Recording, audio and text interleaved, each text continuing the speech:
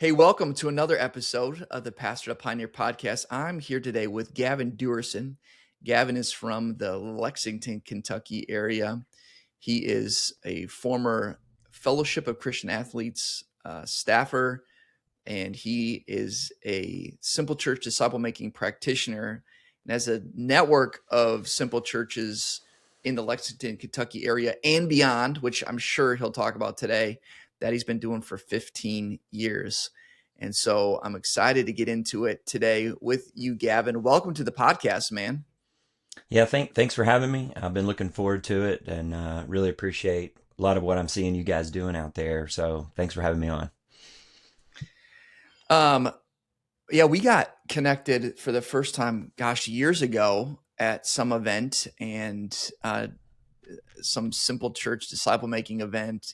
I don't remember which one anymore. There's Yeah, something that happened, I and think then it it may was be in fun. Tampa, or was it that the Yeah, one in Tampa? Yeah, yeah, like over a decade ago. yeah, And then it's been fun to recently reconnect with you and catch up on what God's yeah, been doing. And so I'm so grateful that you'd be willing to share your story on the podcast today, man. It's yeah. great to have you.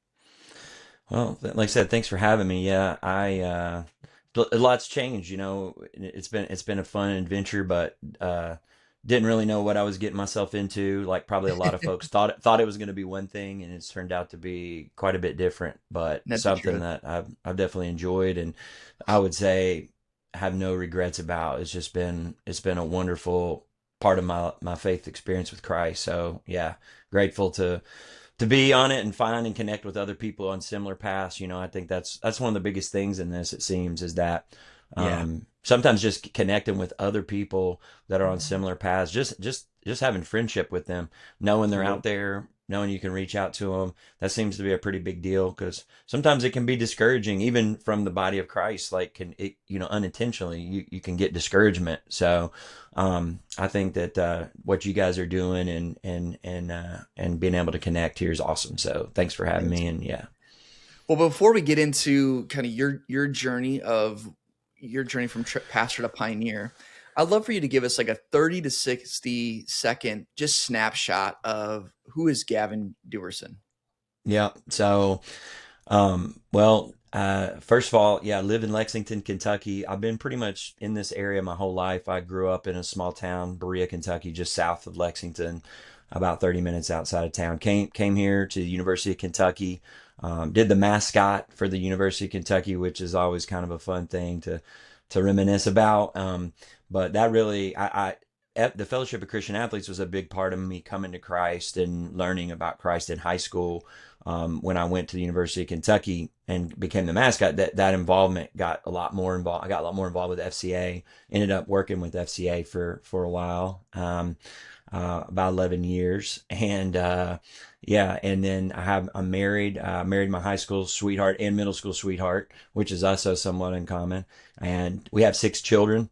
Awesome. And two that are married and both that are expecting children in 2026, Come on. and all the way down to we have a special needs daughter that's kind of been a big shift in our life the last 6 years. She wasn't expected to live but a week, and she's 6 years old and doing awesome. Has a lot of challenges, but something that has impacted our lives and faith, and even what a lot of what I'm doing with Simple Church, I think, in even more significant ways than maybe I've understood, and just that's continuing to unfold. Maybe something we could talk about later, Yeah. but that's that. And I coach high school girls basketball.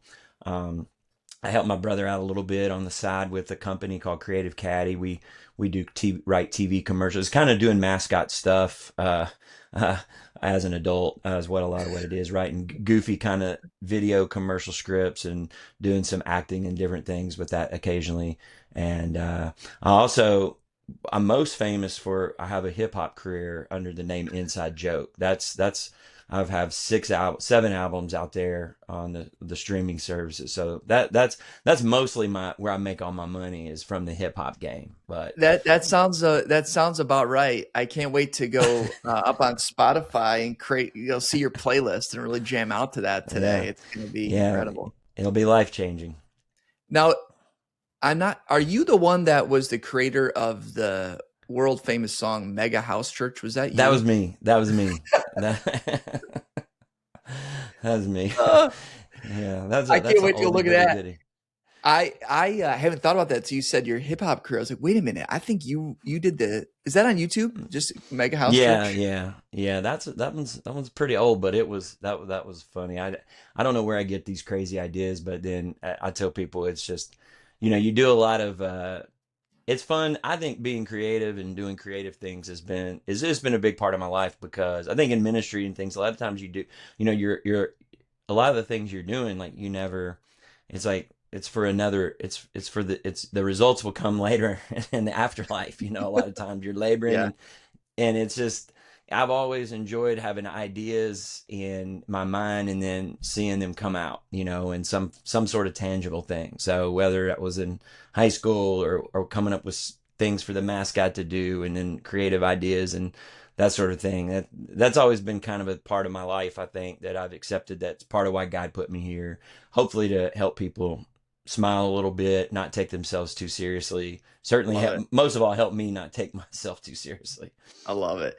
Okay, well, before we get into some of the FCA stuff and transitioning into what you're doing now, I don't feel like you can just speak that, drop that bomb that you were the mascot at the University of Mhm. Kentucky and just blow past that. So, my first question with that is how does one become the mascot for a large university? Well, my situation was pretty unique. I think it takes a lot of persistence. I know for me, the guy who was the FCA president at the University of Kentucky when I went there my freshman year, he became a really good and to this day is one of my best friends. A guy named Brent Claiborne, and he played football at UK. He was a backup kicker, and when he got done playing football, he became the mascot. And he's just one of the most awesome people you ever meet. He actually works with adults with special needs in our city now and but he was the FCA president. I met him and it was originally like we just did a lot of skits and stuff and goofy stuff in FCA and he was like, hey man, would you want to help me out with this? I was like, absolutely. And so I just sort of at the time it was a little different. I think the mascot at the University of Kentucky, I mean, they have a big cheerleading program and it's all about winning cheerleading championships. And so the mascot was kind of like it was like the necessary evil of like they were like just stay out of our way, don't bother us. That was kind of maybe a little exaggeration, but that's kind of how it was a little bit. It's changed a lot now. You have to try out and things, but Brent actually kind of just got my foot in the door, and I was just super persistent with it. I went over there to the office every day. I was like, man, I want to do this here. What do I need to do? I just kept kind of talking my way to it, and eventually I got a call one day. They were going to cheerleading camp. I was lifeguarding in the summer, and the guy called me. He's like, hey, are you still wanting to do this? He's like, well, we're going to cheerleading camp in a couple days. Do you want to go with us? I was like, I'm there. So told my boss I was out, pieced out on the lifeguarding, jumped in a van with a bunch of UK cheerleaders and my friend Brent, and we went to cheerleading camp, which was quite an experience. And they had mascot camp kind of as a side, and I kind of I kind of got into it, and then Brent ended up taking the job with the Cincinnati Bengals after about 2 games that year into that season, and he ended up he took the job, and then after about 2 games he realized it was too much. He was suffering from just like exhaustion. I'm doing Saturday and Sunday NFL, and so he kind of stepped aside, and I was the only guy. I was like, well, I was just going to help him out this year, but now I'm up. So that's kind of how I got into it. So it was fun. And then my brother actually he did it a couple of years after I'd done. There was a guy between us, and then my younger brother did it as well. So that's where me and him do some of the goofy stuff. We've been doing goofy stuff together for a long time, but it was a lot of fun. We won a national championship while I was there in basketball. We had some pretty good football years, which is uncommon here, but and yeah, a lot of great memories. A lot of great memories. It was a super great experience. In Kentucky, I tell people, basketball is an idol. UK sports is an idol, and for 3 years of my life, I got to be the statue that they bowed down to. So it was like. That was kind of it opened a lot of doors for me with FCA to share my story. I took Totally. the mascot head around all over Kentucky in college speaking at things, just sharing my testimony, and it was fun. It's been fun even to this day to see how God uses that. I'll still get a call, hey, can you come as tell us about being the mascot. So What it's fun. what is one thing about being a mascot that most of us commoners just wouldn't understand? Like, what's the biggest surprise of being a mascot? I don't know if it's a surprise. Most people probably are, like during an average game, you would sweat about 10 pounds of water weight a game.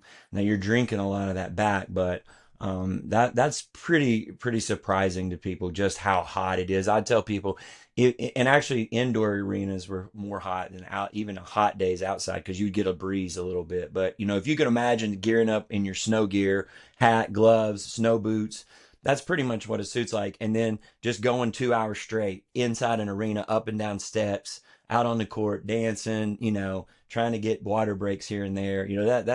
It's a pretty exhausting, it's a Oh pretty my exhausting gosh. job. So it's fun, but then after kind of the newness of it wears off, it definitely becomes a job, a physical job that requires, a lot of effort. And Okay, how does that thing get washed? Does it get washed in between uses? yeah, well, yeah. We were pretty we would frequent the dry cleaner often, but a lot of times we would watch it. When it was new, we would try to dry clean it, take it, but then a lot of times it would stink so bad. Like once it would get wet again, it would just the smell was so terrible. Um, yeah, so we would wash them in our washing machines. Pretty much that was part of the routine. You go home, wash, Okay. hang it up, let it dry. You have two suits, so some days you'd do back to back. So you'd have one drying while you'd be in the other one. You were in the laundry business for sure. All right, my last mascot question, because it's not a mascot podcast, but I have one last one. Was was being the mascot similar to being a character at Disney in the sense that like you wanted to make sure no one knew who the real mascot was, or you couldn't be seen with the hat off, the helmet off, or was it a little bit more relaxed than that? I think that some places have it a little bit like that, but pretty much like when you at UK, like at the time, I was pretty scrawny. I mean, when I'm rolling with the UK basketball team and the cheerleading squad, both of those dudes, like there's one dude that's carrying a massive bag that is very much not does not look like the rest of these people. And so people would figure you out pretty quick because nobody's carrying my mascot suit for me. And so it wasn't super hidden or whatever, but yeah, it was funny. Yeah, it was pretty obvious who I was. So a lot of times, so it wasn't that big of a secret. I love it. Oh man, well thanks for sharing that. Let's dive into a little bit the FCA years. So obviously you had a great experience with FCA. It sounds like high school and college. Hmm. Um, what did you do then after you graduated Yeah. college? You get right into FCA? Well, yeah, yeah, that's a whole other story. But I thought I was going to try pro mascotting for a little bit, and then that door kind of closed.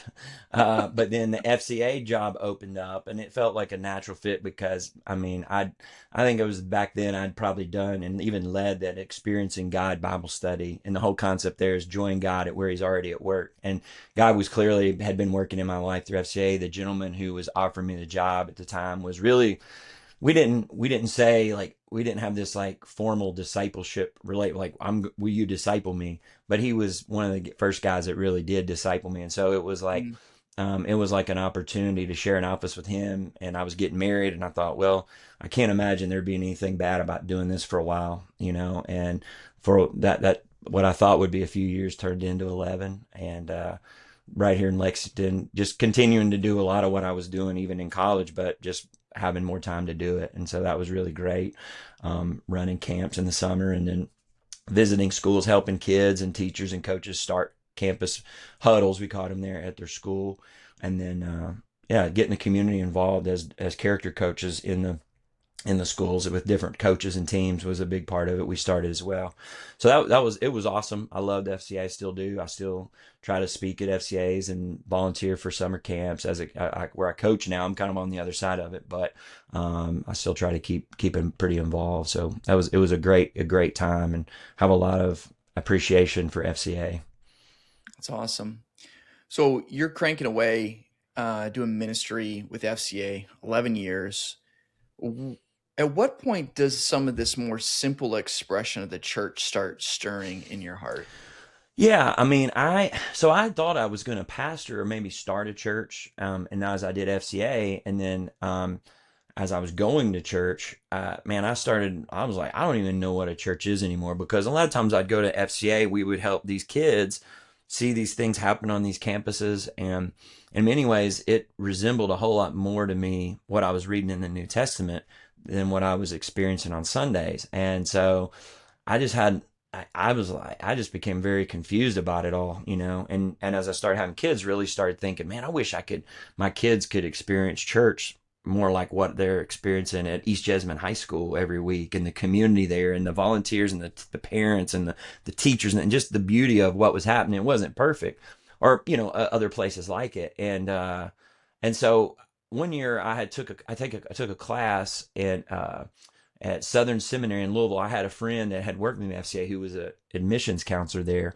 and I kept thinking every year with the FCA, like, am I supposed to be starting a church? God, but I don't even know what a church is anymore. So I took a class there in church planning, and it was awesome. Like the very first assignment we had, I remember it had this great theological term.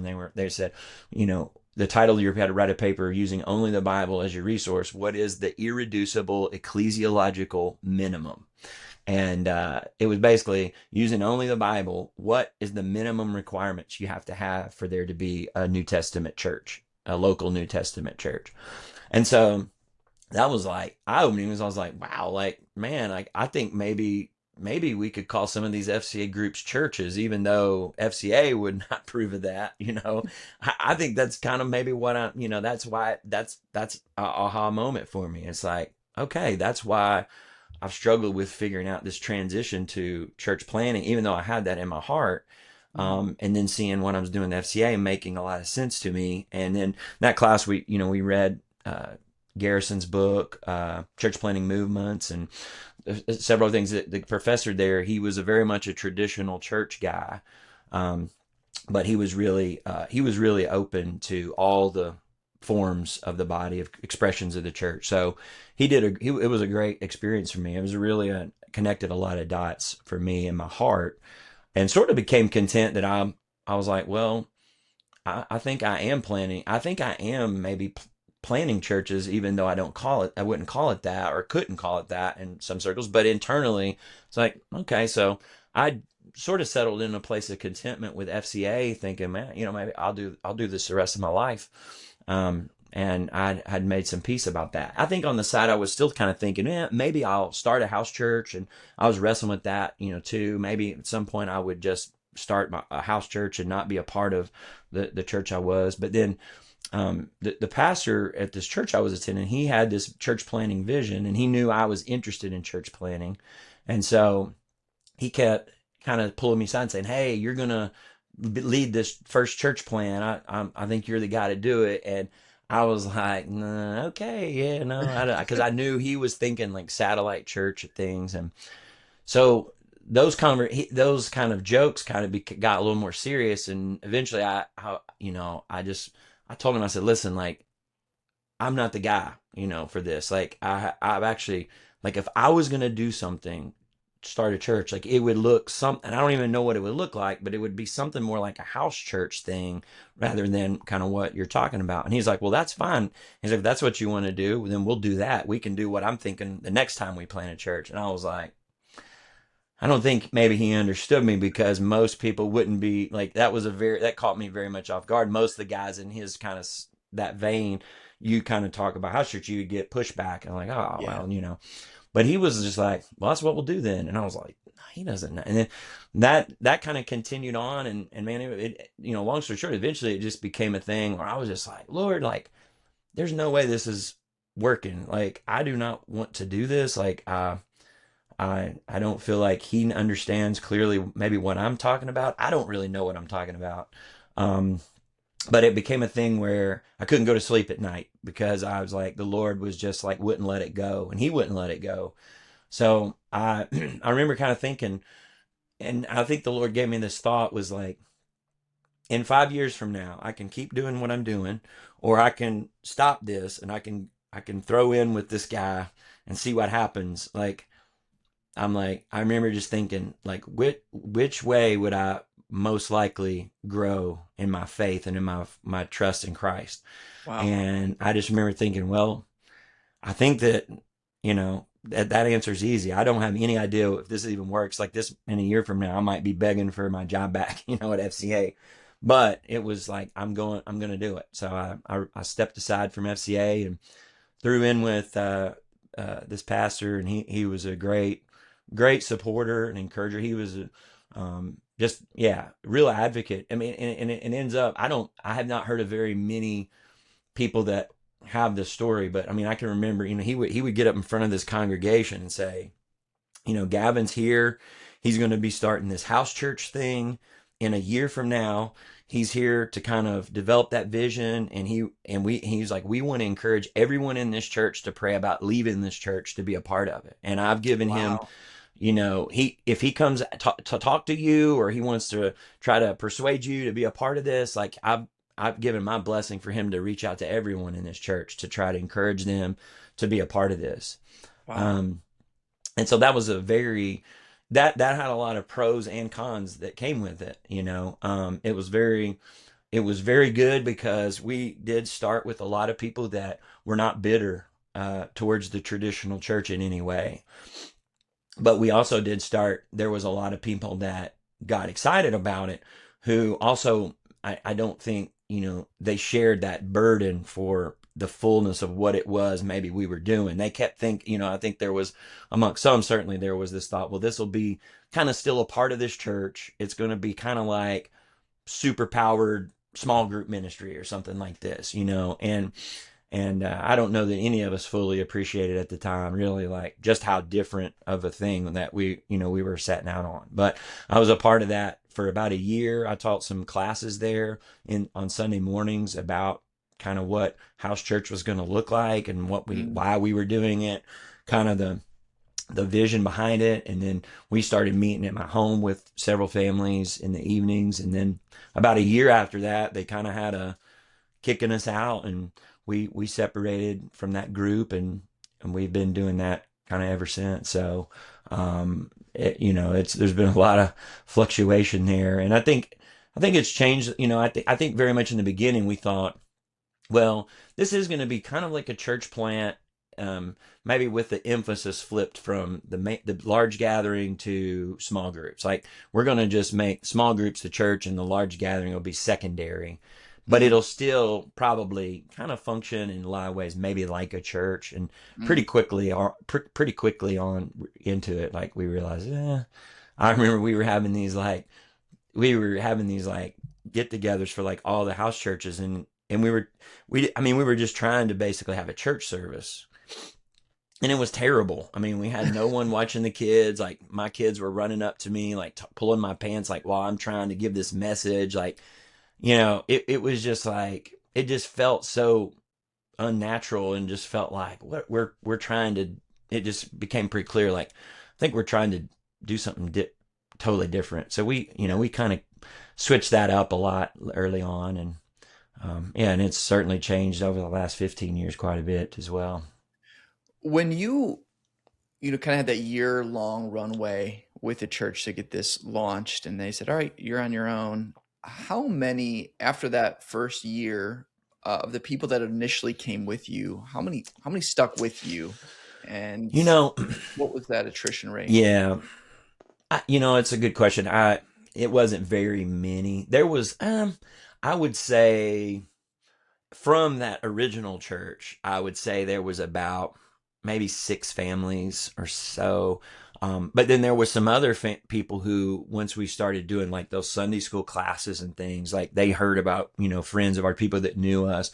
They had started coming there, like just for those classes, because they were like, I think we might want to be a part of this. We're interested in this, So we had kind of a mix of a few families from this church that, and then other people who had been coming just because they knew us from FCA or whatever, and they were intrigued or interested in it. So when it got started, it was sort of like this mix of people that had kind of got going. And there was definitely several folks, I think, pretty quickly, when they realized, no, you're not going to become a member of this church anymore. Like, I remember trying to explain that to people, and I would say, well, yeah, like, you have to leave. And I still struggle with what a church membership. I mean, I have a lot of stuff about that, is just a very interesting topic in of itself. But I remember saying to people, I would say, well, yeah, you have to leave. You're not going to be a member of this church anymore. But here's the good deal. It's like, if you're going to do what we're going to do, you're actually going to get to become a member of all the churches in the city, because we're going to view it like a city church. So you're going to formally leave membership here, but you're still going to be able to be a member of God's church in the city, and which includes this church. And that's just sort of the way I viewed it. And some people got that and others didn't, but yeah, there was some folks that had a real hard time with that. I mean, I can remember one couple saying, we got married this church, like we've been members in this church our whole marriage. Like, I don't see us like leaving membership of this church. And I was just like, well, okay, they didn't want to kind of embrace that fully. And I think some people, whereas like a lot of folks that I've seen, since then, that start a church, house church, kind of from the harvest, you just don't deal with any of those kinds of issues. But we did spend a lot of time, I felt like probably more than most, helping people kind of unlearn and rethink church that really maybe didn't even know they were signing up for that complete overhaul. And some of them made it, some didn't. Okay. So. Yeah, I'd imagine that's a pretty difficult journey for people, especially when they don't realize that's what they're signing up for, of really unlearning and relearning what church even is and how do we function together as the body of Christ. But you said you did find that some people actually made that transition with you. Yeah, yeah, oh, for sure. Yeah. Yeah, there was several families, a few that are still involved today, Wow. and Wow. some that have moved in other places, and we had a few families that have been a part of it that have moved to other places. And honestly, some folks, and I'm sure your all's folks see this a lot too.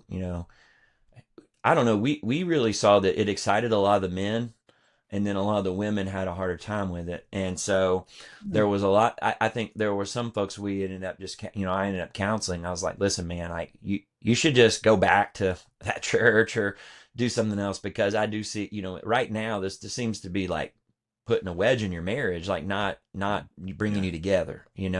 So there was some of that, and some people maybe took them a few years to realize that too. Why do you I've think? often go ahead. I would say, why do you think that was? I think that's really an insightful perspective that you noticed. Like it was the men that were getting excited about this more than the women. Why do you think that men were becoming excited about this? And again, I say that, but as I think of, there were two women that really were the leaders in it as well, like in the marriage that really were Okay. called. So it wasn't like across the board, but in general, I, I mean, I just think that a lot of what this was appealing to was that pioneer in men. Like, let's go out on an adventure. I don't know that, there's been, I don't know. I mean, there's been a lot talked about, I guess, with the church and the feminization of the church or whatever. I don't know so much about that, but I do think there is a lot that I think a lot of the traditional church in a lot of ways, in some veins, does cater, I think, to more of a female kind of a vibe. And I think that a lot of the men, when they hear about this, they're like, oh, like, so this is what I can, I can actually like be a part of an adventure, doing something new, like carving a new path. Like, I'm gonna, be the guy who's discipling my family, and I'm not just kind of putting them, like bringing them to some other guy to kind of disciple my family in a sense, and I think, I don't know that men would say that always, but I think there's some of that in there, which, could be bad in some ways, if that's, you take that too far. But I think Mm, there is a general like longing for a lot of men who follow Christ to be more than just someone who brings their family to sit in a church pew yeah. and signs up to park cars and maybe teach a Sunday school class if they can earn the trust after being there 10 years, or whatever, So I think that this idea of like, yeah, yeah, like it may fall flat on its face, but it's an adventure, and that I think there's a lot of guys that appeals to. That's so good. I'd love for you to fast forward to what it looks like now. And then I want to go back and just talk about a lot of things that you've learned, because 15 years is a long time of doing this and you've learned a ton. I want to hear some wisdom and insights. But before we kind of go back to look at some of those, I'd love for you to paint a picture of, okay, 15 years later, what does it look like now? Yeah. Yeah, so I think one of the biggest things that it looks like is really it's very our situation is very decentralized. I think you when you started out by saying like I have a network here. Like I, we have terms we have to use, but I sometimes even when you said that I was like, ooh, I don't tell people that like Yeah. I don't feel like it's I have a network of house churches here. I feel like what I've sort of settled into a role of is that I lead a house church. My family does. We've been doing it, and and I'm really trying to be an encourager of any and everyone that I can connect with who is trying to figure that out. And I see myself as really just coming alongside of those people. Some people that looks a lot, and they may need me to be more involved than others. Others, it's just checking in maybe once a year at a retreat I host. Um, but it's a very decentralized type thing. Whereas I think a lot of what I'm doing is counseling people, mentoring people that are wanting to start or think maybe God's calling them to move outside the box, so to speak. And then I do, because a connection I feel is important. I feel very important because I need it to try to create opportunities for different folks to connect. Some people that would say they're connected with us, they don't have a huge felt need to connect regularly. Others do. So, I try to host some things quarterly at least where we can get together, worship together, pray together, have kind of a day at a park together where we're just kind of all hanging out, building relationships.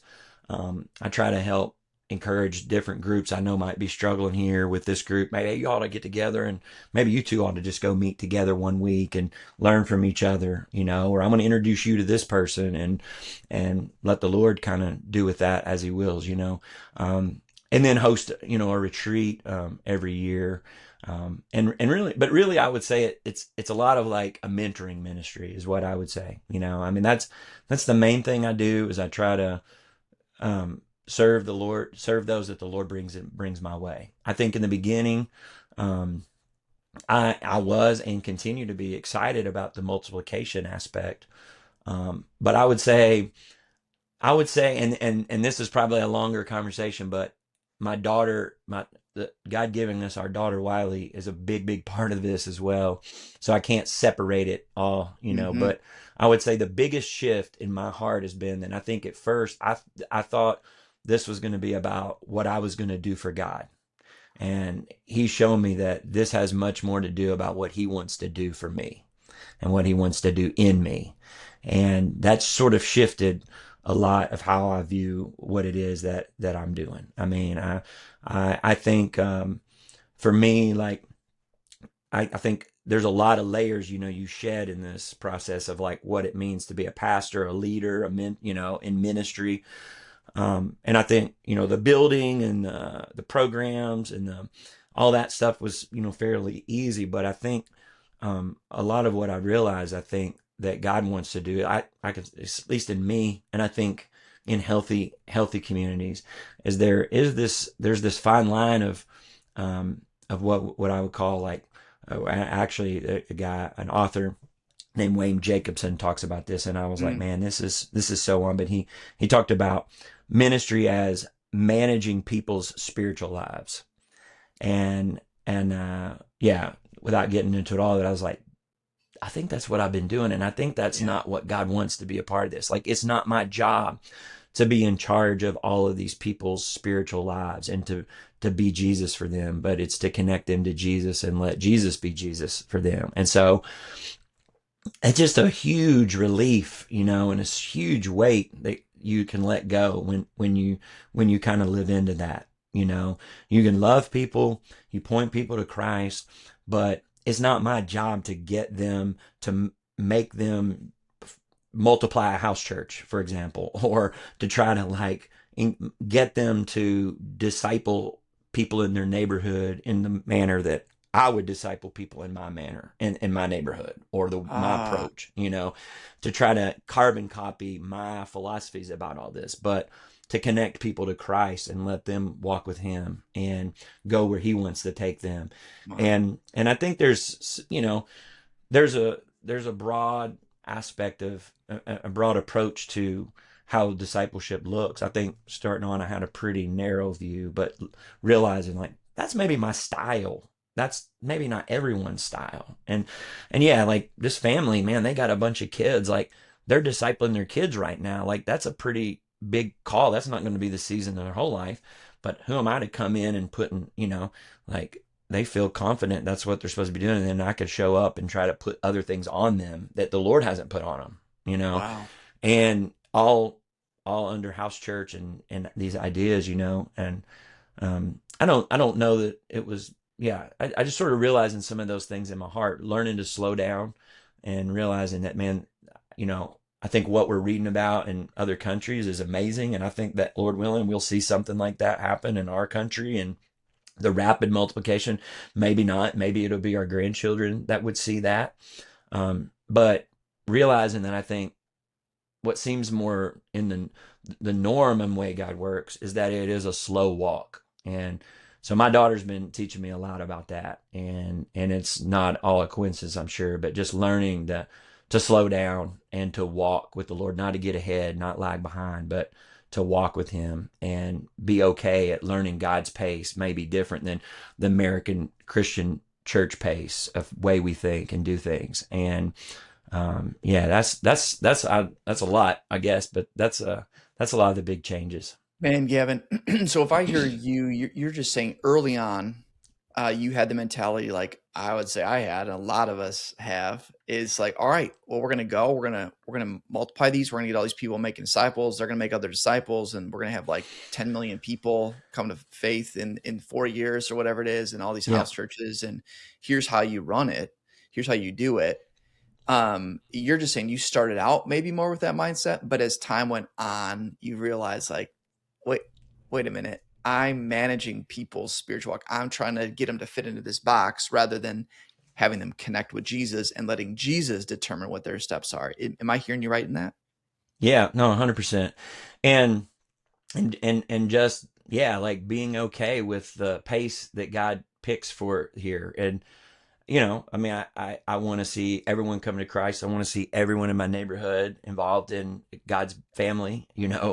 And I don't want to use that as a, like, maybe that God goes slowly as a cop out to not do things or to not, you know, but also just being free from this idea that, we need to start a new house church every 9 months or whatever. I mean, there's a lot of that out there. And some people that may be what God's calling them to do. I don't want to, I don't, I mean, I can't speak to that. But just for me personally, realizing like, maybe God wants me to have this house church.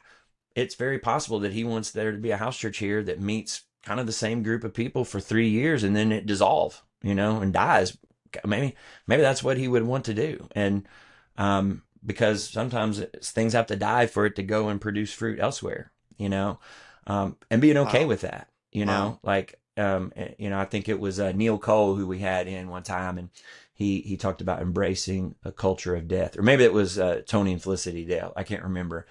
Um, but embracing a culture of death, like letting that seed fall to the ground and die, not holding on to things, not trying to make things happen, or just so that you can say, well, I used to be interested in numbers of people attendance. Now I'm interested in numbers of churches or numbers of new churches, or I'm wearing these numbers as badges of like things. Our hearts are different. I think we celebrate new people coming to Christ, new churches. We do that. There's a fine line in everybody's heart. It's different. Am Yeah. I worshiping? Am I making that a false god? Like what I'm doing, and so I don't know. I go back and forth on that. But I think we can take a lot of what's there in the American institutional church and bring that into house church as well, where now we just have different metrics, and we have different Amen. formulas, different. And what I see this being about is really about God, you know His body really functioning and looking like a family. And some families, have multiply quicker than others. Some families aren't able to have kids, and I, you know, I know that's the Lord's desire, but some people don't. Why is that? Um, and just not not trying to put judgment on that, but really just loving people, helping them to encounter God's love in a way that lets them live and walk in his freedom, such that they can serve out of love and not out of a pressure or religious spirit. And so those are some things I think I'm probably really concerned about, or really have a heart to do, because that's just kind of, I think, the change God's kind of done in me, you know. That's unbelievable. What what would you say? Because it sounds like I think what's so. I mean, for those that watch this, maybe we'll get pick up on this more. But when I hear you talk about it, there's such a freedom that you walk with. There's such a lightness you walk with. There's not this frantic nature. You're not like, I got it. It's just like there's such a peace of the Lord on you, and understanding what you are responsible for and what you're not responsible for, and what he's responsible for. And I just see that in your face. I hear that in your voice. And I just think like it's a picture for me of when Jesus says, my yoke is easy, my burden is light. As I hear you talk about this, I was like, yeah. So often we bring the burdens of the old mindset into a decentralized, simple church work. And we're just as burdened, just with different things. We're just as oppressed, but just with different things. And I think what you're articulating and what you're embodying is this freedom, this lightness, this joy, this life abundantly that Jesus promises. And so I'm really encouraged by what you're saying. I guess one question I would have with that is what then do you say um to those that would say to you, yeah, Gavin, that's nice, but there are people that are dying and going to hell. We need to have urgency. And in fact, Jesus, the last thing that he said before he died was to go make disciples. Like, we need to be about making disciples. That needs to be our aim. How have you kind of worked through some of that in your own mind and story as well? I'll say amen to it. Yeah. Like, I mean, that is exactly right. And so, a lot of what I do when I sit down with somebody is I'll say, hey, this is really about the Great Commission. Tell Mm, me about what does that mean to you? What does that look like to you? What is you for you and your family? And if you're married, you and your husband, how do you all see yourselves like living out this Great Commission together as one? wow. Not you doing your thing and him, but what does that look like? And for me, that's the whole reason I'm even doing house church, because as I explore that question, what does it look like for me to not just believe what Jesus says and his ideas, but to actually try to live my life like him, Wow. married with kids, which, I'm waiting. That's the one thing I'm going to talk to God about. Why didn't you have that book in the Bible with that dad and wife with all these kids that were following you, because, we don't really, we don't have that a lot of times. So how does that look for me and my wife and my family to go on this disciple making adventure together? Well, to me, that looks like loving my neighbor, inviting them into conversations around the gospel, praying for them as a family, unified with my wife, having them over for dinner, a cup of coffee, and then if they're interested in spiritual things, not just saying, well, I hope you find a good church or you should check out the mega church on the corner, but just to say, would you be interested in coming over and having these conversations regularly? And we could have a meal together every week. This is what we're here for. We love this. This is why we believe God's put us on here, is to have these conversations with people.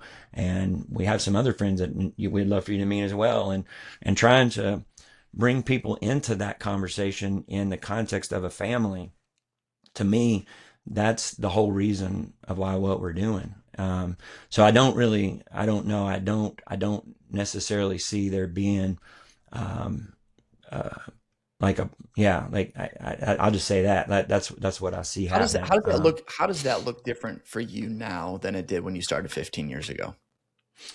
Um, I don't know if it actually practically, like if you were just to look at my life like from the outside and say, well, Gavin seems to do things differently. I don't know that it's anything. It's more of an internal thing for me. I think for me, like, um, you know, I think I don't, I think it's, not being okay. Like if somebody calls and they're like, we're really interested in this. I'm like, okay, great. Well, I'd love to meet with you.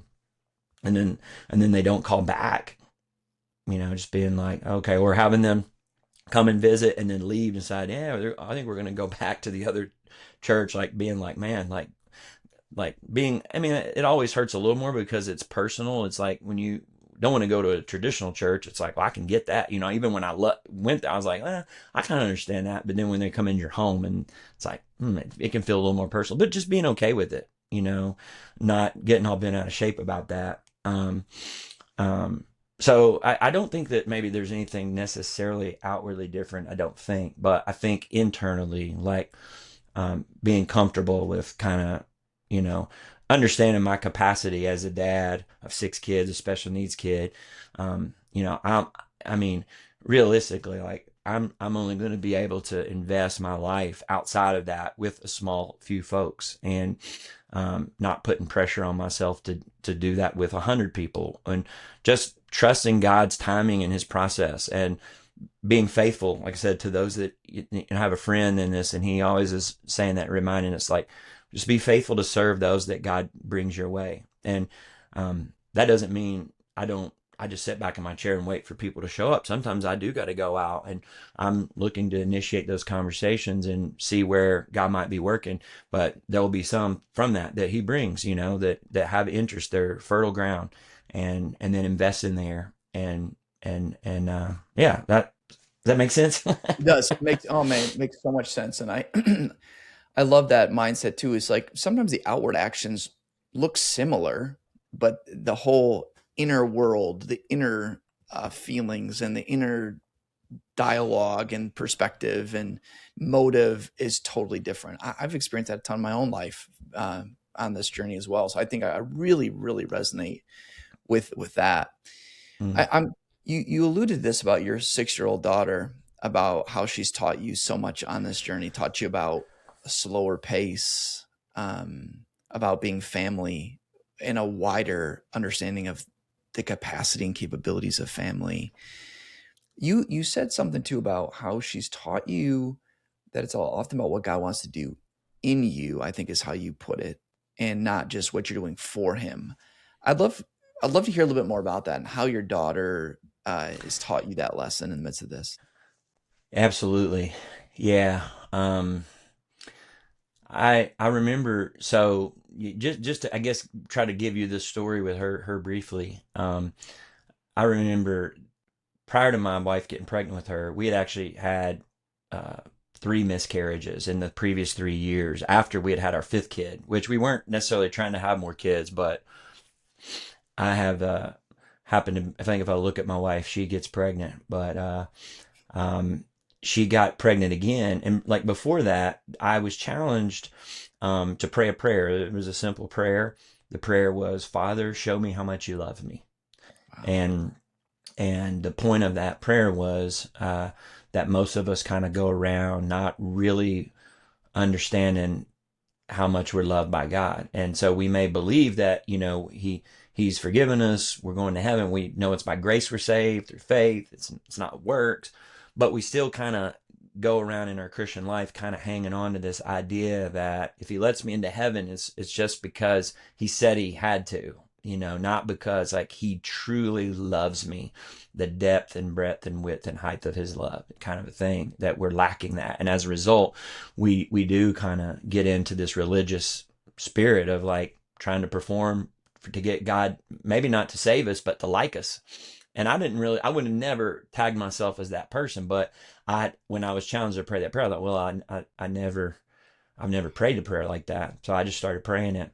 And about a few months later, it wasn't like I, did it every day or whatever, but it was something that I tried to make a part of my walk with the Lord. But my wife comes to me, she said, I'm pregnant again. And I just immediately knew, I was like, I think this might have something to do with this prayer, and I had a real peace about it. And I didn't, whereas the past few years had just been filled with a lot of stress and, losing children. I mean, it's just tough. But we thought my daughter at first was going to have Down syndrome after a while. Like we went after a few months in, everything was fine. We went and got some tests. They said, well, we think your daughter has trisomy 21 Down syndrome. And I was like, Now that's it, because people call the third 21st chromosome with kids that have Down syndrome, they actually call it the love chromosome. I was like, God's going to give us a kid with Down syndrome. And we grieved that, for a while, a day about, and then we got very excited about it. We know families with kids with Down syndrome, and our whole family was super excited, and,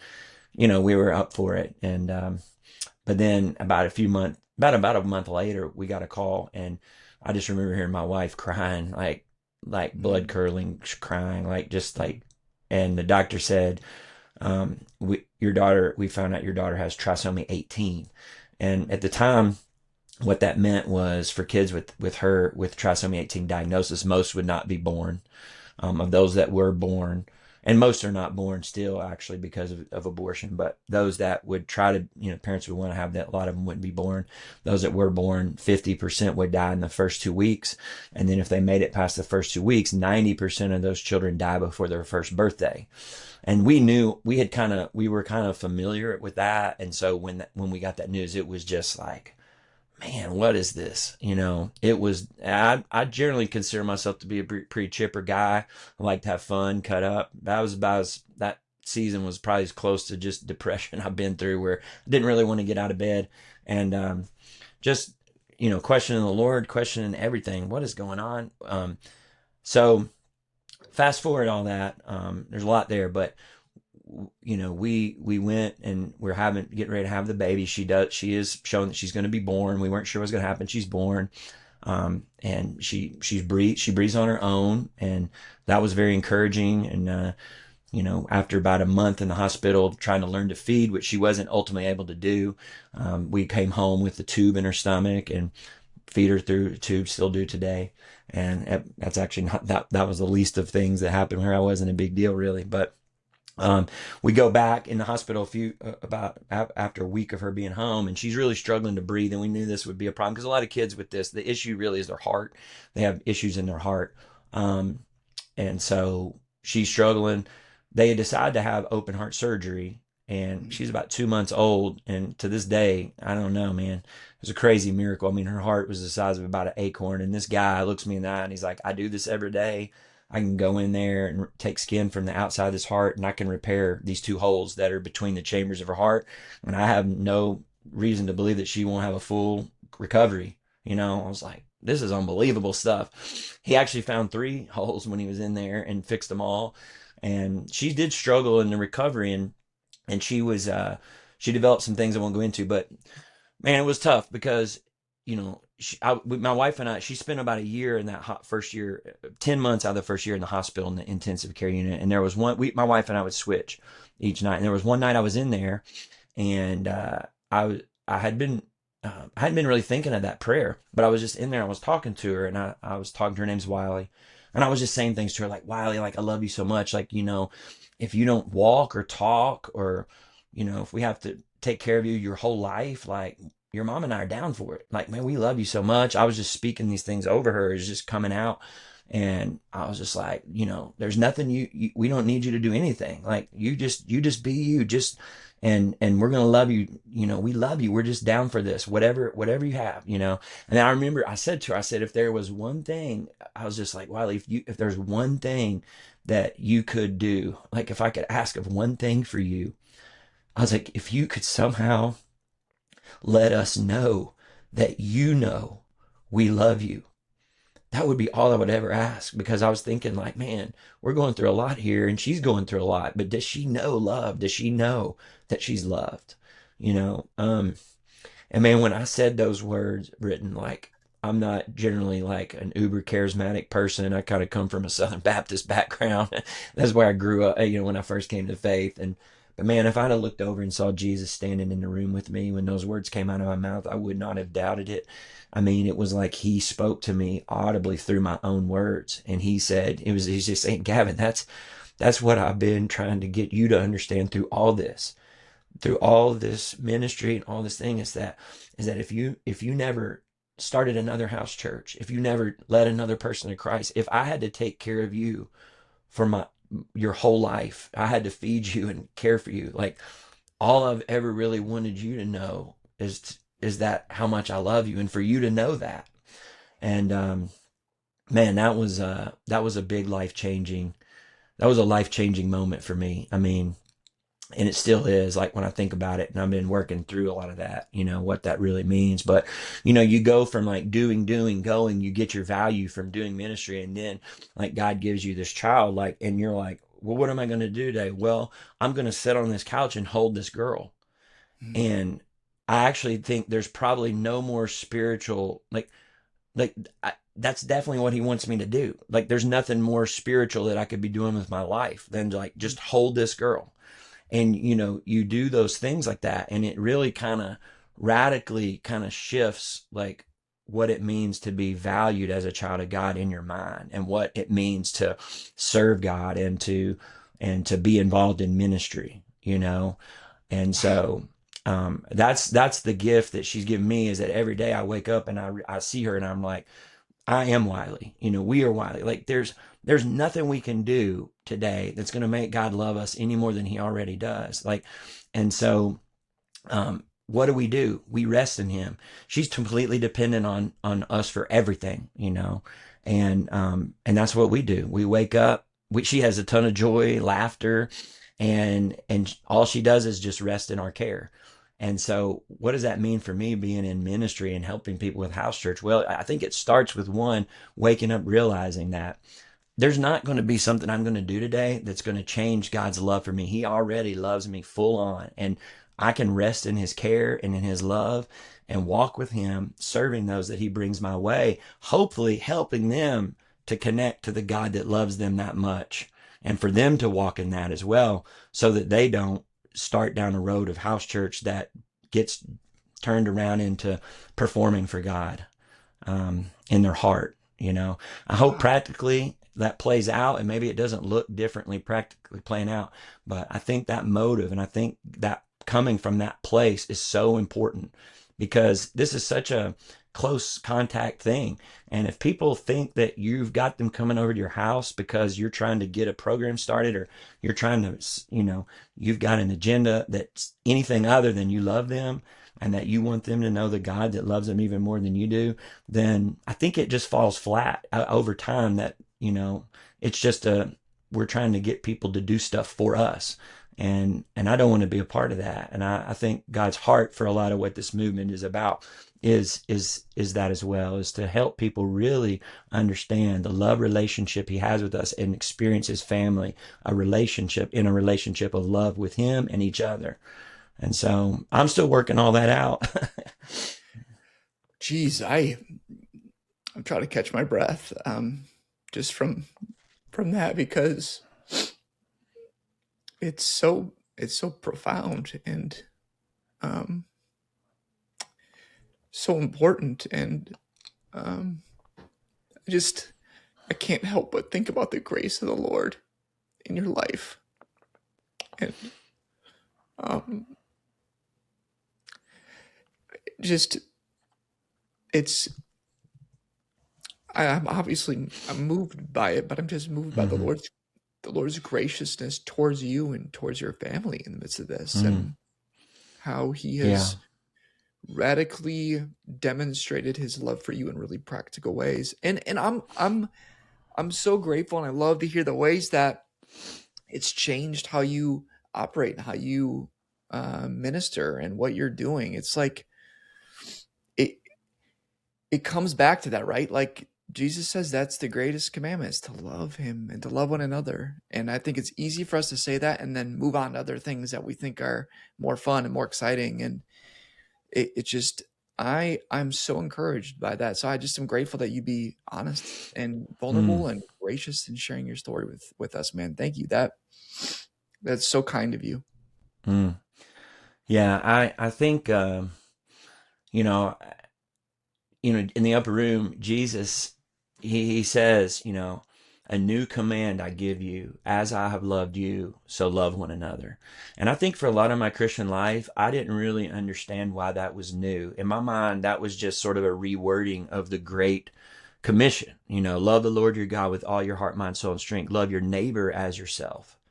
And and and what I think, one of the things my daughter's teaching me, and I think is so important when we think about house church, is realizing that one, maybe Jesus, that Jesus was giving a response to Pharisees in the Great Commission, and they were asking him what's a summary of the whole Old Testament law, and he gives them that answer.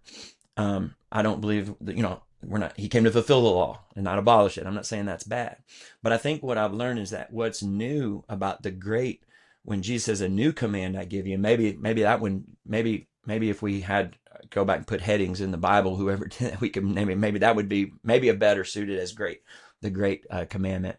Because I think what I realize is that when you start, that commandment says, as I have loved you, so love one another. And that's different, because the Great Commission says, okay, Lord, today I'm going to love you with all my heart, mind, soul, and strength. Well, there's not many days where you lay your head on your pillow where you're like, man, I did it. I did it today. God, I know you're proud of me. But but the new commandment says, as I have loved you. So we wake up and we say, Lord, it's more of operating from this position of, how have you loved me? Man, Lord, I'm going to, it starts with his love for us. We love because he first loved us. And so that is like, it's not just a different rewording of it's profound, he's loved us, we love other people.